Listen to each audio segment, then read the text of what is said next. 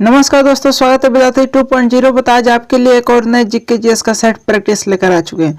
इस वीडियो में हम लोग जीके जीएस को हम लोग रैपिड फास्ट तरीके से करेंगे, यानी क्वेश्चन विथ डायरेक्ट आंसर को हम लोग सॉल्व करने वाले हैं। चलिए, पहला क्वेश्चन है, जैन धर्म के प्रथम तीर्थकार ऋषभ देव की चर्चा है। जैन धर्म के प्रथम तीर्थकार ऋषभ देव की चर्चा है, तो किस में चर्चा है? तो केसी सूक्त में। 2 नंबर है, किस गवर्नर जनरल ने भारत में अस्थायी भू राजस्व व्यवस्था स्थापित की थी? किस गवर्नर जनरल ने भारत में अस्थायी भू राजस्व व्यवस्था स्थापित की थी? तो इसका राइट आंसर हो लॉर्ड कॉर्नवालिस। 3 नंबर क्वेश्चन है, शिशुनाग ने अपनी राजधानी कहाँ बनाई थी? शिशुनाग ने अपनी राजधानी कहाँ बनाई थी? यानी वैशाली में, यानी option C is the right answer. चलिए, 4 नंबर क्वेश्चन है, शारदा अधिनियम का संबंध किससे था? शारदा अधिनियम का संबंध किससे था?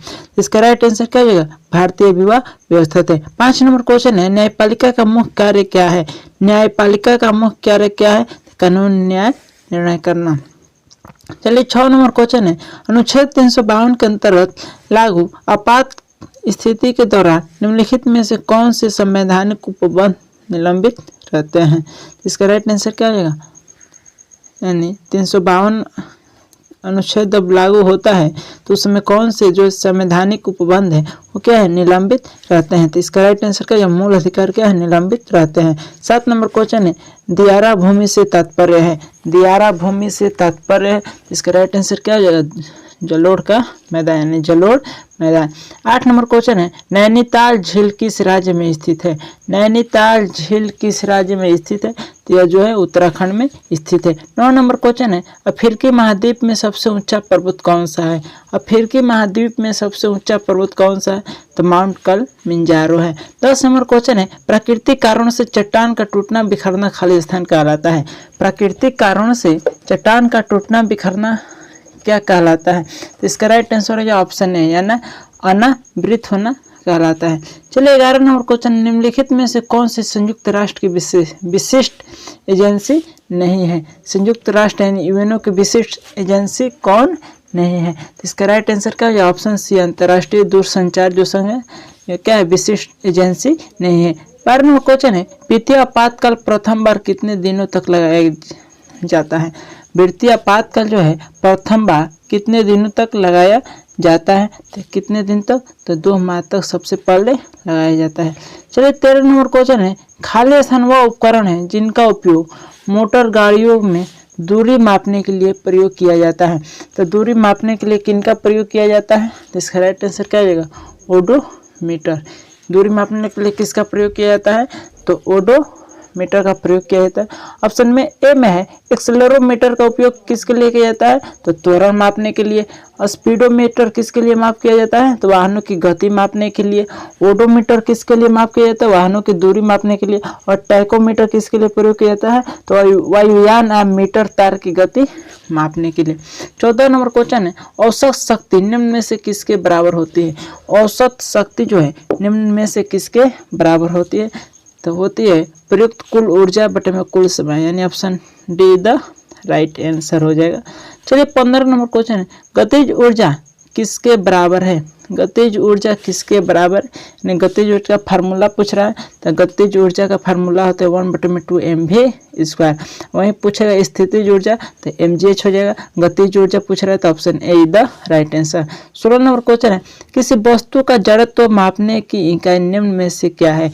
किसी वस्तु का जड़त्व मापने की इकाई निम्न में से क्या है? तो इसका राइट आंसर क्या हो जाएगा? ऑप्शन ए, यानी द्रव्यमान है। चलिए, 17 नंबर क्वेश्चन है, 15 केजी द्रव्यमान का पिंड 5 मीटर प्रति सेकेंड स्क्वायर की गति से गतिमान है, तो उस पर कार्यवंती बल होगा। उस पर कार्यवंती बल यानी बल का मान पूछ रहा है, तो बल बराबर क्या होता है? द्रव्यमान गुणे त्वरण होता है, यानी 15 × 5 यानी 75 न्यूटन हो जाएगा। Option A is the right answer. 18 number question है, अंतरिक्ष यान के अंदर अंतरिक्ष यात्री खाली स्थान वजन महसूस करते हैं। अंतरिक्ष यान के अंदर जो अंतरिक्ष यात्री है अपना वजन जो है शून्य महसूस करते हैं। 19 नंबर क्वेश्चन है, सापेक्ष घनत्व के बराबर है? सापेक्ष घनत्व किसके बराबर है? तो इसका राइट आंसर हो जाएगा, देखते हैं सापेक्ष घनत्व का राइट आंसर हो जाएगा, यानी पदार्थ का घनत्व बटे में पानी का घनत्व क्या होता है, सापेक्ष घनत्व इसके बराबर होता है। 20 नंबर क्वेश्चन है, एक एकल आवृत्ति द्वारा उत्पन्न ध्वनि को खाली स्थान कहा जाता है। एक एकल आवृत्ति द्वारा उत्पन्न ध्वनि को क्या कहा जाता है, तो टोन यानी स्वर या तना कहा जाता है।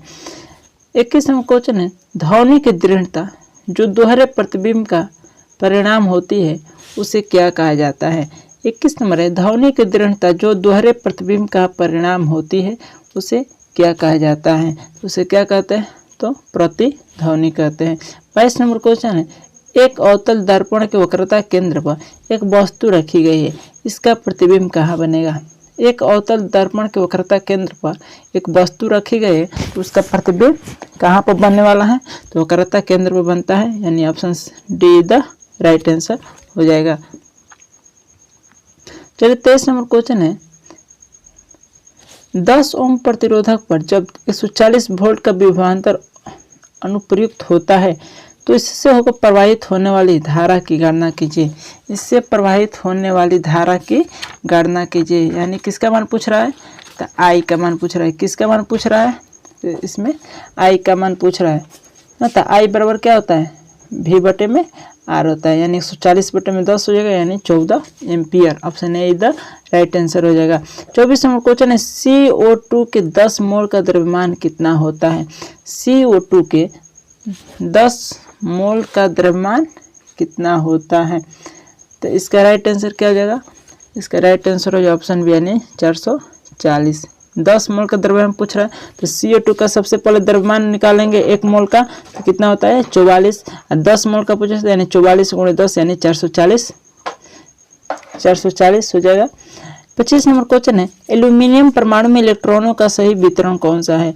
एल्यूमिनियम परमाणु में इलेक्ट्रॉनों का सही वितरण कौन सा है, तो इसका राइट आंसर क्या है, ऑप्शन बी यानी 2, 8 और 3, क्योंकि एल्यूमिनियम का जो परमाणु संख्या वो कितना होता है 13 होता है, यानी 2, 8 और 3 हो जाएगा।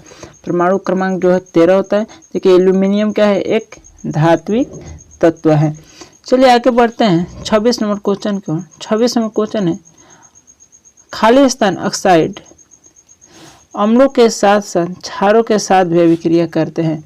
खाली स्थान ऑक्साइड अम्लों के साथ साथ क्षार के साथ भी अभिक्रिया करते हैं, वे क्या कहलाते हैं, तो उभयधर्मी ऑक्साइड कहलाते हैं। 27 नंबर है, निम्न में से किसके द्वारा किया गया तत्वों का वर्गीकरण नए तत्व की खोज के लिए प्रेरित करता है, तो इसका राइट आंसर क्या हो जाएगा, ऑप्शन सी यानी मेंडलीफ के द्वारा किए गए तत्वों का वर्गीकरण जो है नए तत्व खोज के लिए क्या करता है, प्रेरित करता है।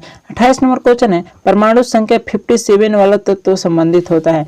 परमाणु संख्या 57 है वह किस ब्लॉक से क्या है, संबंधित है, तो वह डी ब्लॉक से क्या है, संबंधित है, वह डी ब्लॉक से क्या है, संबंधित है। देखिए परमाणु संख्या जो 57 है किसका है, तो लैंथेनियम का क्या है, यह परमाणु संख्या है जो क्या है, डी ब्लॉक का तत्व है। 29 नंबर, खाली स्थान एक संक्रमण धातु नहीं है।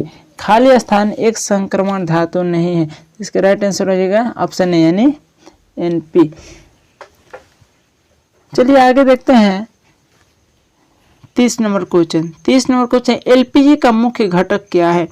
LPG का मुख्य घटक क्या है, तो आप लोग इसका डायरेक्ट आंसर बताइए। LPG का मुख्य घटक क्या होता है, ब्यूटेन होता है। 31 नंबर क्वेश्चन है, बारूद में मुख्य रूप से क्या शामिल होता है। बारूद में मुख्य रूप से क्या शामिल होता है, तो पोटेशियम नाइट्रेट। 32 नंबर क्वेश्चन है, 150 ग्राम पानी में 50 ग्राम चीनी घोलकर बनाए गए विलयन में मास प्रतिशत के जरिए मास का संदरण क्या होगा, मास का संदरण क्या होगा, तो इसका राइट आंसर क्या हो जाएगा, ऑप्शन सी यानी 25% इसका राइट आंसर हो जाएगा। चलिए आगे 33 नंबर है, DPT वैक्सीन में P किसे संदर्भित करता है। DPT वैक्सीन में P किसे संदर्भित करता है यानी दर्शाता है, किसको प्रदर्शित करता है, तो पर्टुसिस यानी पर्टुसिस। 34 नंबर क्वेश्चन है, पोलियोमाइलाइटिस खाली स्थान की वजह से होता है। पोलियो जो माइलाइटिस जो है किसकी वजह से होता है? ऑप्शन ए है विषाणु की वजह से, जीवाणु की वजह से, कवक की वजह से कि कीड़ों की वजह से।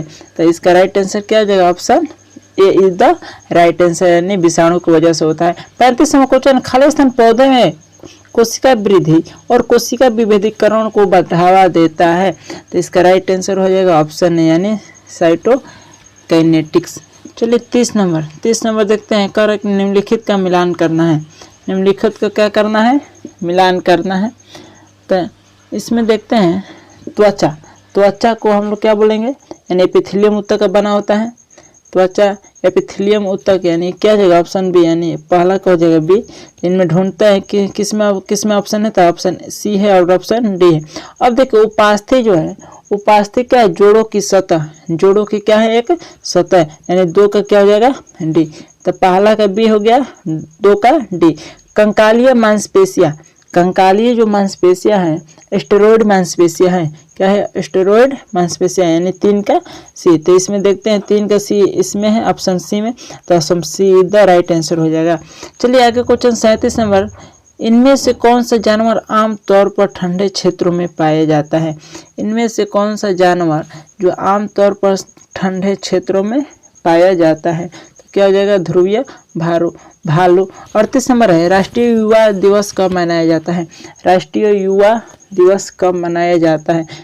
कब मनाया जाता है? तो 12 जनवरी को। 39 है, तेलंगाना उच्च न्यायालय की पहली महिला मुख्य न्यायाधीश कौन बनेगी? तेलंगाना उच्च न्यायालय की पहली महिला मुख्य न्यायाधीश कौन बनेगी? तो कौन बनेगी? तो हेमा कोहली, यानी option B the right answer हो जाएगा। चलिए 40 नंबर क्वेश्चन है, पुस्तक India 71 year test the journey to triumph in Australia के लेखक कौन है? तो इसके राइटर कौन है? तो आर कौशिक, यानी option A the right answer हो जाएगा। 41 नंबर है, खेलो इंडिया आइस हॉकी टूर्नामेंट का शुभारंभ कहाँ हुआ था? खेलो इंडिया आइस हॉकी टूर्नामेंट का शुभारंभ कहाँ हुआ था? कहाँ हुआ था? तो कारगिल में हुआ था। चलिए अब आगे बढ़ते हैं। 42 नंबर क्वेश्चन है, आरबीआई ने कितनी राशि से अधिक एनईएफटी और आरटीजीएस लेन देन के लिए लीगल एंटिटी आइडेंटिफायर की शुरुआत की? तो बोल रहा है कि कितनी राशि से अधिक। तो इसका कितनी राशि होगा? तो ऑप्शन सी, यानी 50 करोड़ से अधिक राशि के लेन देन के लिए लीगल एंटिटी आइडेंटिफायर की शुरुआत की थी। 23 नंबर क्वेश्चन है, पैसेक्स 2020 यानी 2020 किन 2 देशों के बीच नौसेना अभ्यास है? यानी पैसेक्स जो है 2020 यानी 2020 किन 2 देशों के बीच नौसेना का क्या है? अभ्यास है? तो भारत और Vietnam is the right answer हो जाएगा। चलिए आगे क्वेश्चन है 44 नंबर क्वेश्चन है, भारत के पहले कोविड-19 वैक्सीन प्राप्तकर्ता कौन है? भारत के पहले कोविड-19 वैक्सीन प्राप्तकर्ता कौन है? तो मनीष कुमार। 45 नंबर क्वेश्चन है, IFFI में Indian personality of the year पुरस्कार किसे मिला है? तो इसका राइट आंसर क्या हो जाएगा?